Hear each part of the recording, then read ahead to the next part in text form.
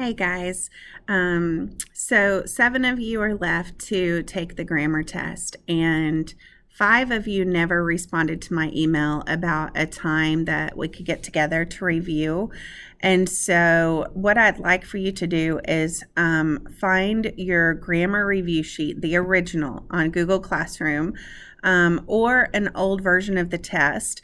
I'm going to take the first version of the test that was the same as the second version of the test, only without the bonus questions, and just go through that section by section. So if you just want to be listening while you're looking at that, that would make a lot more sense. I'm hoping this will keep recording while I minimize that. Yeah. Okay. So first of all, I'm going to have a look at the section on who and whom, or whoever and whomever. Hang on.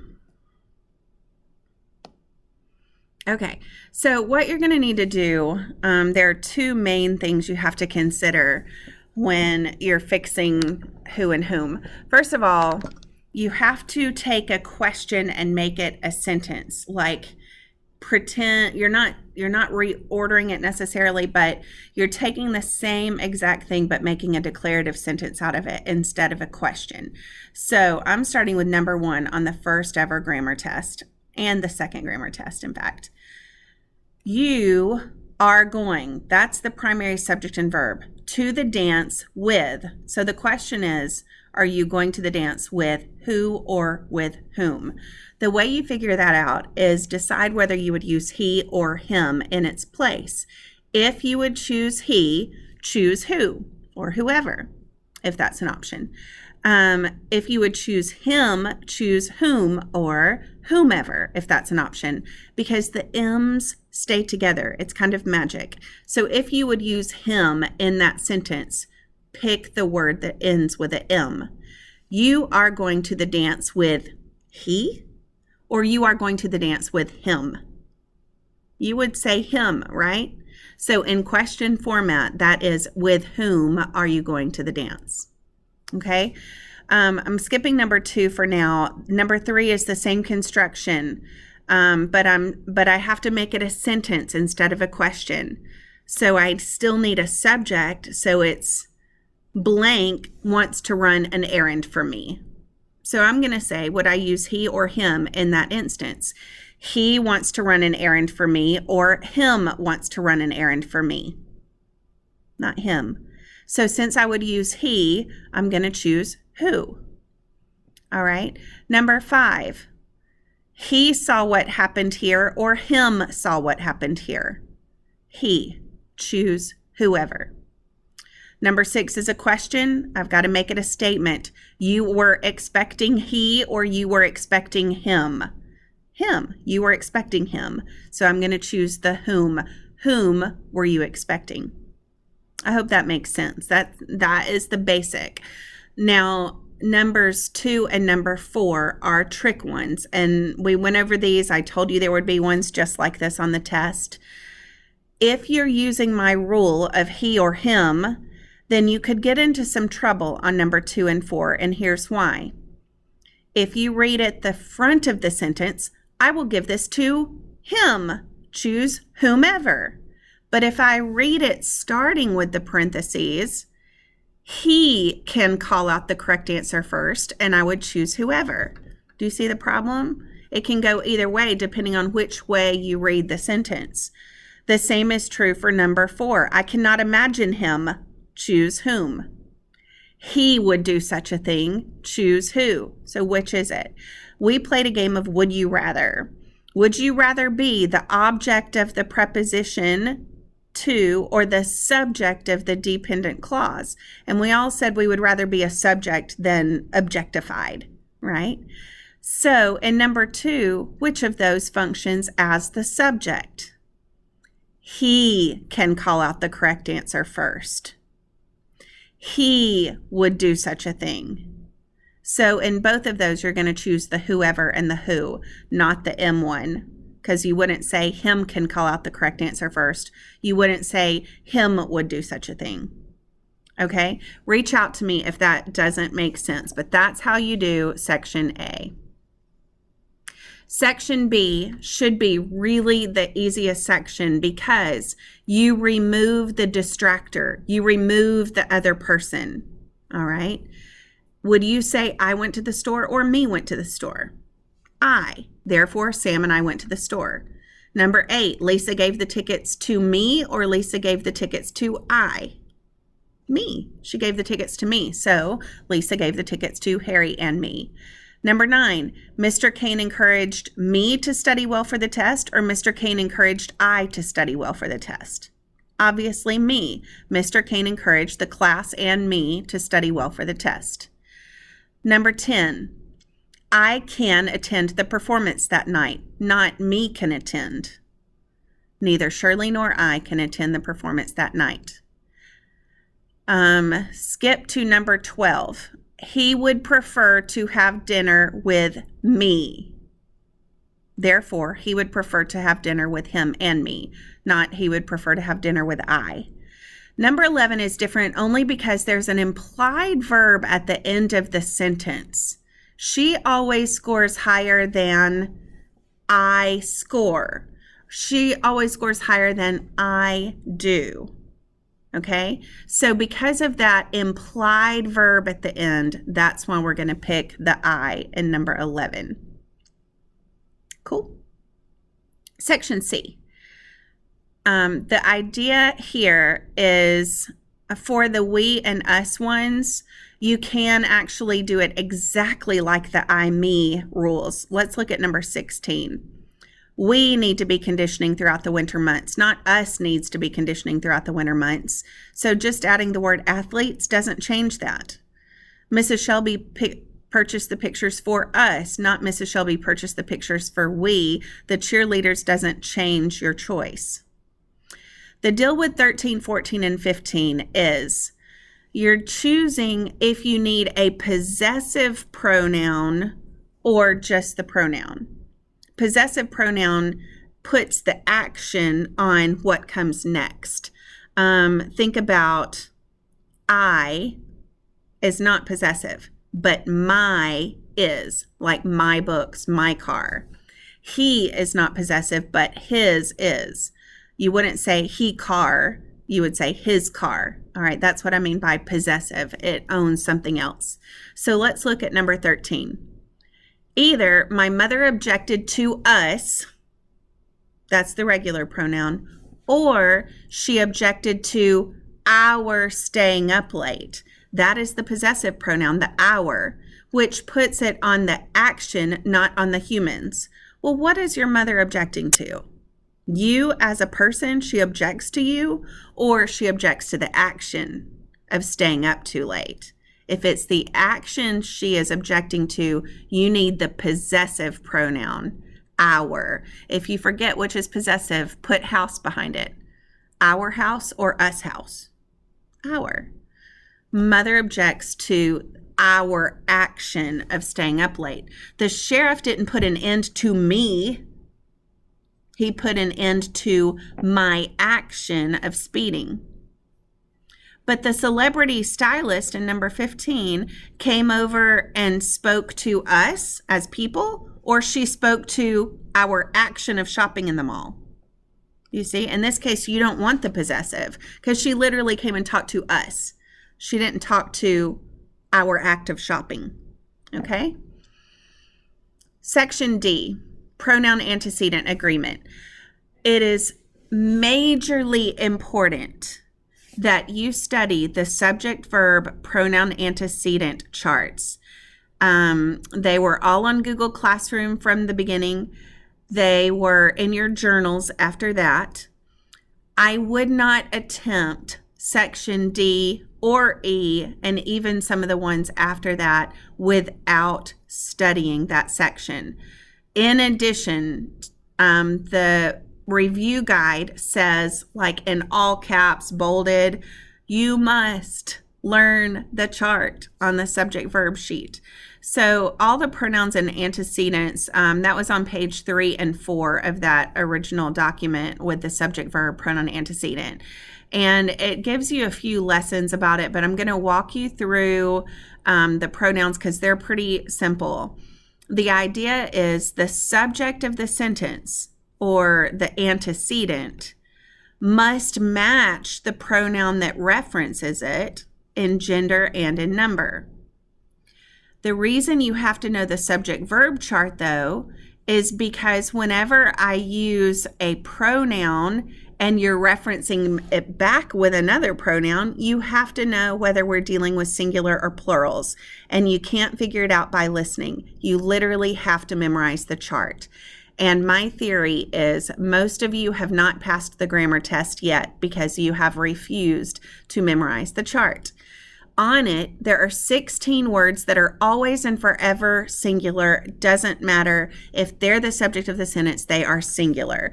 Those words include each, either, neither, one, someone, somebody, something, anyone, anybody, anything, everyone, everybody, everything, no one, nobody, nothing. It's all the ones, bodies, and things in addition to each, either, neither, and one. Then the plural ones are both, few, several, many. That's it. There's only 4 of them. MBFS. Both, few, several, many. Both, few, several, many. Both, few, several, many. Say it, say it, say it, say it till you've got it. When that's plural, you have to pick a plural. There are only 5 that depend. They can go either way depending on what they modify. Those are say-nam, some, any, none, almost. Some, any, none, almost. Some, any, none, almost. Okay, we're going to look at those related to the hardest sections on here, sections D and E. Everyone wants to know if. What you're going to choose in the blank is either the singular he or the plural they. But you can only answer that if you know whether everyone is singular or plural. There are 2 ways to know that. First of all, I already told you, all the ones, bodies, and things are singular. So you need the singular he. I've got to plug in my computer. It is going to die. Another way you can tell is everyone's is given the singular verb once. Now, I'm not trying to reteach everything, but if you remember, our singular subjects do not end in S, but our singular verbs do. That's the standard ones, not the pronouns, but just standard. That's the rule. Like a cat eats his food. All of the cats eat their food. Okay, so when you listen to that, you're hearing singular, singular, singular, or plural, plural, plural. So everyone is singular. Once with the S is a singular verb. We need the singular pronoun in parentheses. Now, number 19, both Clara and Liza. Both, few, several, many is a plural. You have Clara and Liza. That's plural. You need their homes. Their is plural, not her. Somebody, all the ones, bodies, and things are singular. Therefore, somebody left his books on the floor. That little trick with the S's on the end of the verbs, by the way, only works when you are talking about present tense verbs. So the verb will not help you here. That is, again, why you have to learn the chart. Somebody is on the singular list. So you're going to pick his, which is singular. Somebody left his books. 21, most is one of the say-nam ones. It can go either way, so I need to look at what it's modifying. In this case, most of the men. Usually, I wouldn't allow myself to get distracted by that little prepositional phrase of the men, but with most, some, any, none, all, and most, I have to look at what comes after it. So most of the men is plural. It's more than one man, so I need the pronoun they. 22, which football player forgot player, not players. It's one player, so we need the his, not the their. Few finished, well, few is on your plural chart, both, few, several, many. Few finished their is plural, not his. Okay, this makes so much more sense, guys, if you are actually looking at the test as I go through it. I can't imagine trying just for this to all sink in audibly. I wish we could have found a time this week to meet together, but I just didn't know most of your availability. So I'm hoping this is working for you. But again, if you just review your old test, review the original review sheet, and definitely memorize the chart on the subject verb handout. You should be fine. You can do this. I need you to get out of your head like, I just can't do grammar. Like, I've taught it, I've reviewed it, you've taken test after test after test on it. You can do this, and this is your time, okay? Test 4, this is it. We need this to be it. Number 24. Forget everything that is in dashes because that is the same thing as parentheses. You're not going to find your subject in a parentheses. So anything is the subject. What did I say? In the singular chart, all of the ones, bodies, and things are singular. So anything is singular. So you need the singular verb is. You know the verb is singular because it ends in S. So the subject does not end in S, but the verb does. They're singular. Okay, 25. Some, any, none, all, most. It's my say-nam list. It's the list that can go either way. So is the next one. All of the art, some of the parents. These are the occasions, only with some, any, none, all, most, that we have to look at what comes after.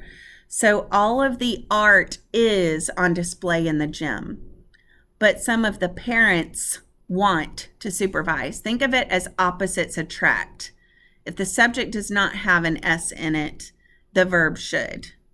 If so, parents ends in S, you want because it does not end in S. Opposites attract. They're both plural in this instance. 27, Mary and Albert. That means you can replace it with the word they. It's plural. You mean both of them. So Mary and Albert, they request. No S. They request. When you have a neither nor or either or, you have to look at what comes closest to the verb. That's the rule. So neither my teacher nor my friends, we only have to look at friends. Friends tell. Number 29, neither is the subject. Neither is on your singular chart, each, either, neither, one, with all the ones, bodies, and things. Neither is singular, so you need the singular is that ends in S.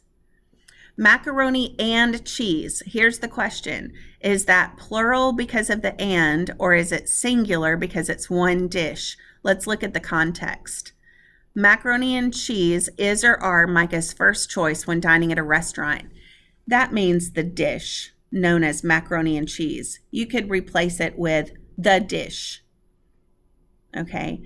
Macaroni and cheese, it is Micah's first choice. The dish is Micah's first choice.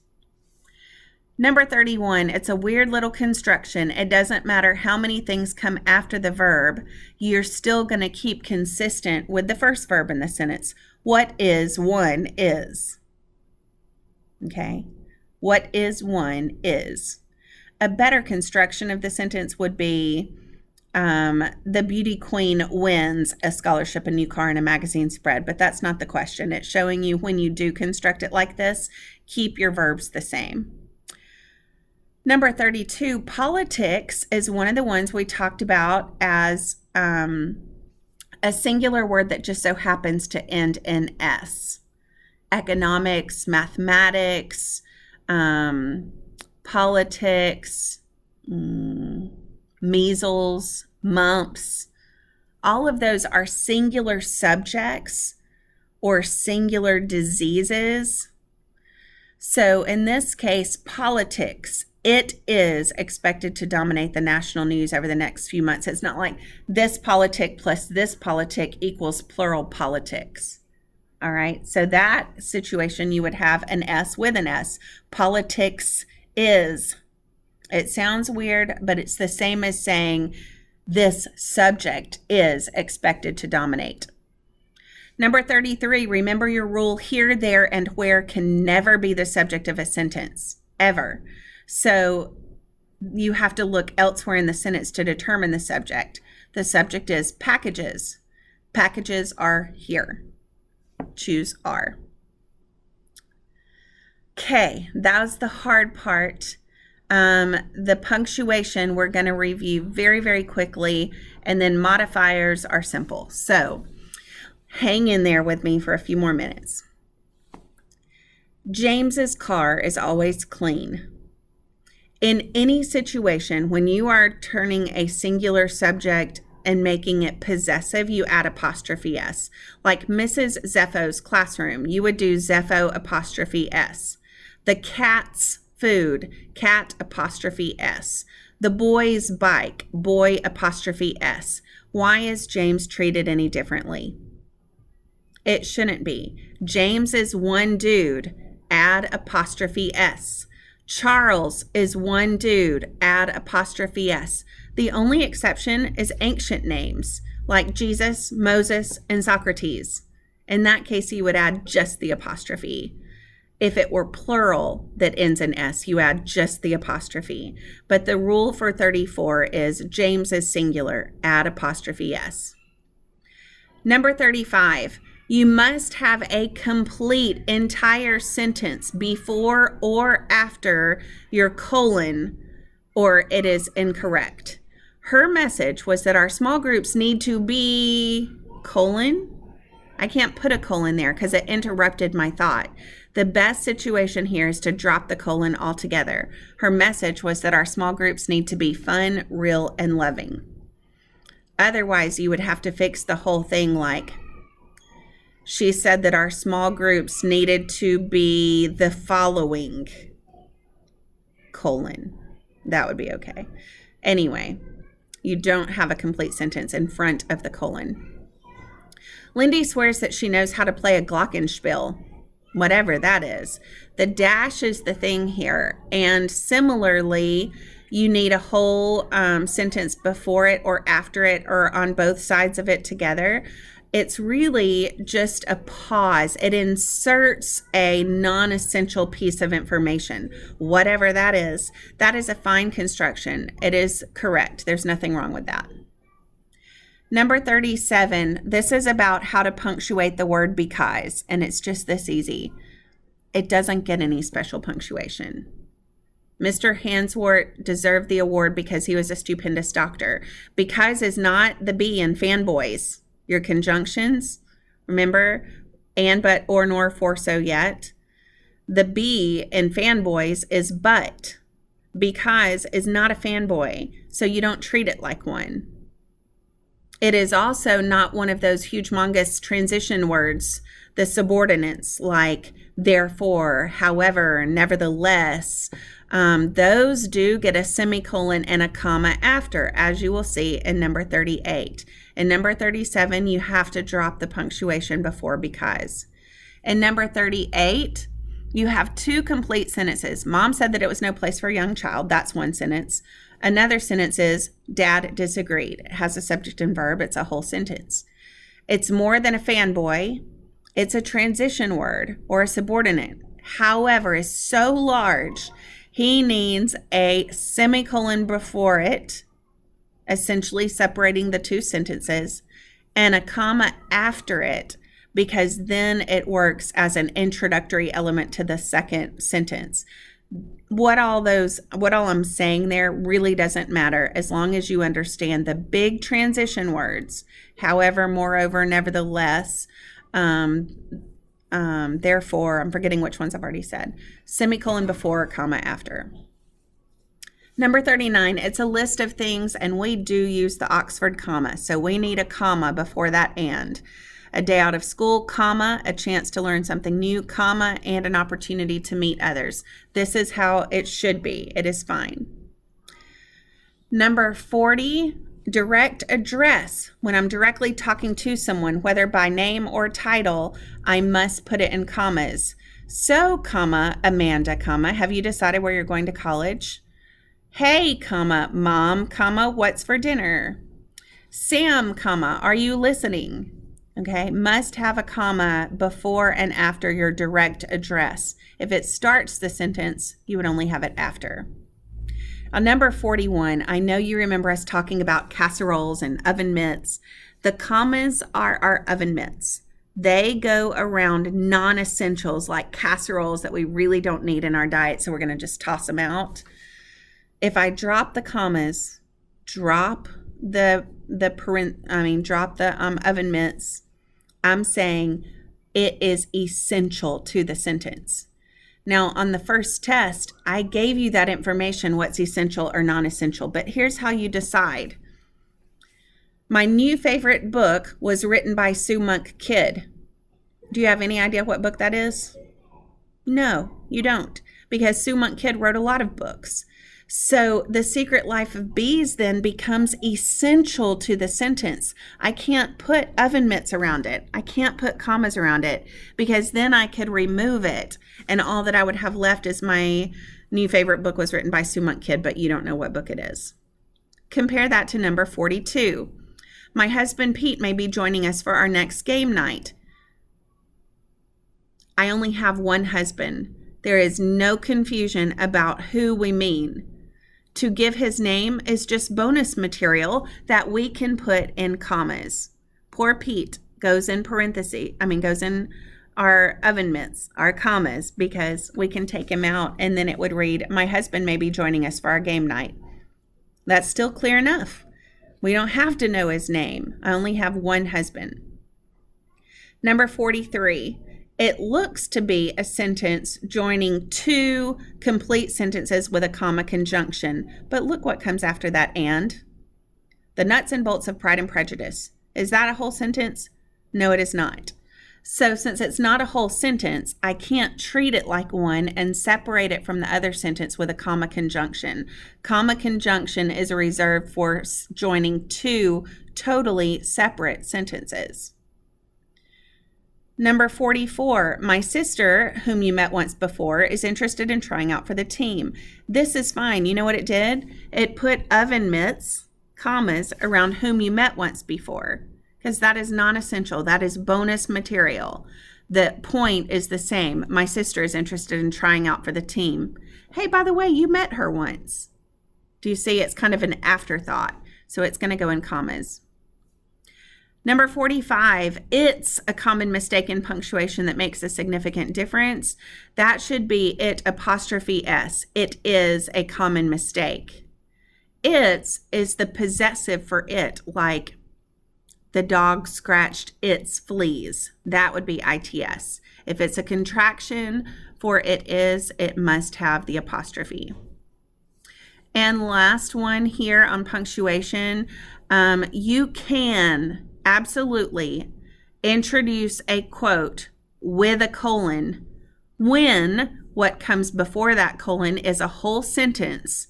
Same rule as number 35.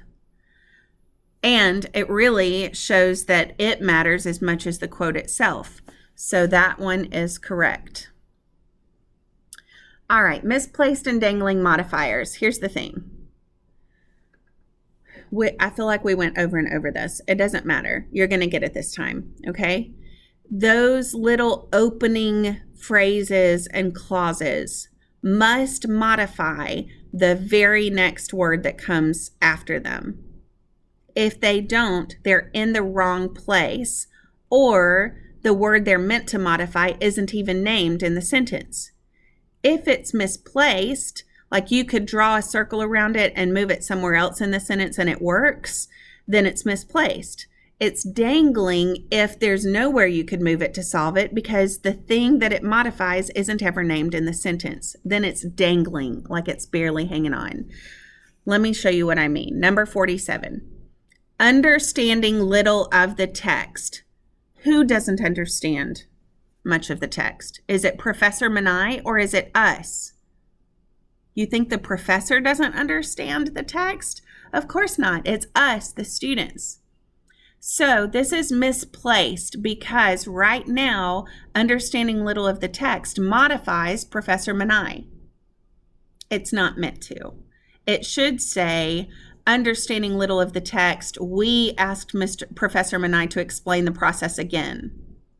Or Professor Manai explained the process to us again because we understood little of the text. Okay. Number 48, unsure of how to piece the motor together again, we need a who was unsure. Right now, there's no who in this sentence.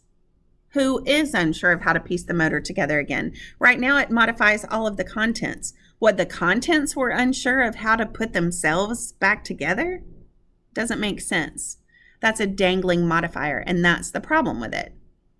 It should read something like, unsure of how to piece the motor together again, the mechanics student took all of the contents apart. Or because all of the contents were taken apart, the brand new mechanic was unsure of how to piece the motor together again. You've got to add a somebody in there. Number 49, owning up to his egregious errors. Who do you think is owning up to his egregious errors? The principal? The principal made mistakes? Or the boy that was placed in ISS, in school suspension? Should be owning up to his egregious errors. The boy was placed in ISS by the principal, except then that's passive voice, which you know better than, because we want our subject doing the verb. So the best thing would be the principal placed the boy who owned up to his egregious errors in ISS. Okay, this right now is misplaced because owning up to his egregious errors needs to come directly before or directly after boy, not modifying principal. Number 50, knowing how badly I wanted that purse, Mom purchased it for me in secret. Who knew how badly I wanted that purse? Mom did. So this one is correct. It's in the right place. It's modifying the right word. Okay? I hope that helps. I really do. Please text me, call me, email me, message me. I don't care. But I need you to find a time on Monday or Tuesday to come in and take this test. If you need to take it in directed studies, let me know in advance and I will send the test down to the cabin. But I'm expecting that you will all pass. Of course, you can use no other resources, so I want you to make sure that you read over the review sheet one more time. Memorize the subject, verb, and pronoun antecedent agreement chart. Study any and all of the previous tests that you've had and see if there's any similarities. Like, do you keep missing the same questions over and over again? Then that would help you figure out where your problems are. I know some of you are really close, like sitting at a 78. So I feel confident that if you'll just review, because it's been a while, like refresh your memory, that you should be able to get that last question you need to pull yourself to an 80. But the higher the better, because that is in as a summative grade. And again, that will be your first grade you ever made, averaged with this final time that you bring it over the 80. All right. Good luck, guys. I'll see you Monday or Tuesday.